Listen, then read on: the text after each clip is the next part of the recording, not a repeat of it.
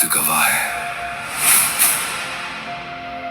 ये मिट्टी सिर्फ माटी नहीं, हमारी पहचान है।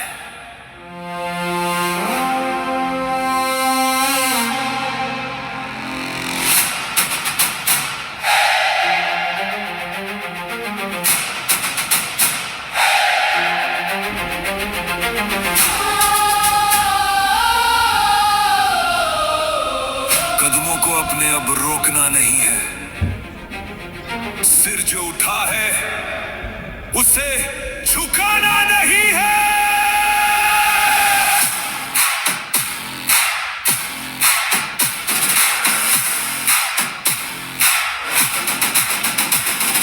नस नस में बहता है ये तिरंगा, सीने में धड़के ये अपना हिंदुस्तान, ना झुके। अंतिम इच्छा काय?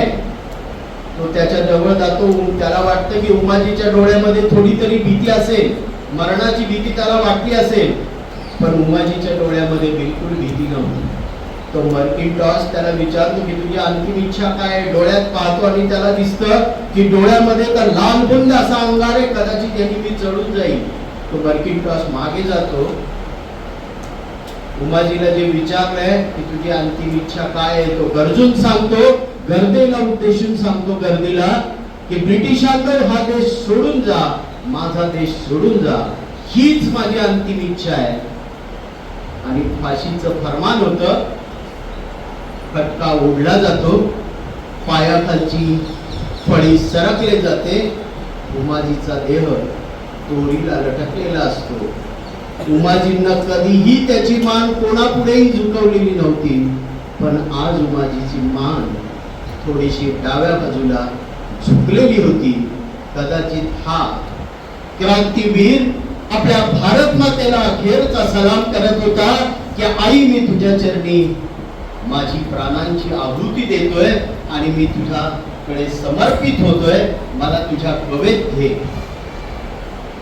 आणि ती भारत माता त्या आपल्या भूमिपुत्राला कवेत घेते.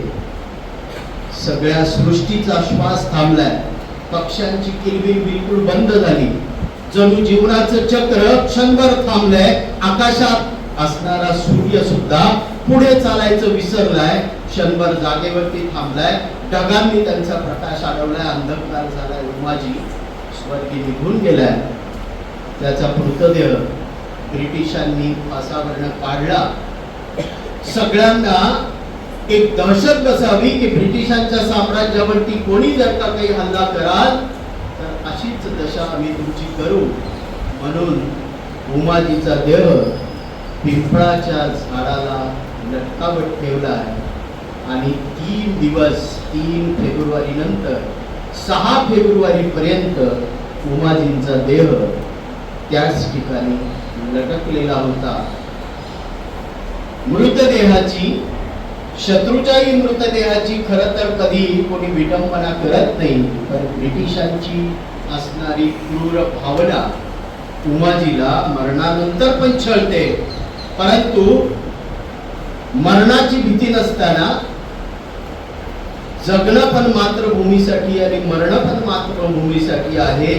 त्यामुळे मरणाची भीती नसणारा उमाजी स्वर्गी गेल्यानंतर सुद्धा मर्किंटॉसला असंख्य वेळा दिसतो.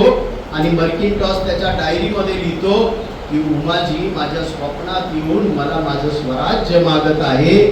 ही संताजी धनाजींनी बसवलेली छत्रपतींच्या काळातली मुघलांच्यावरची दहशत त्या मर्किंटॉसला अखेरपर्यंत दहशत देत राहती. याच्यामध्येच आपला खूप मोठा विजय आहे.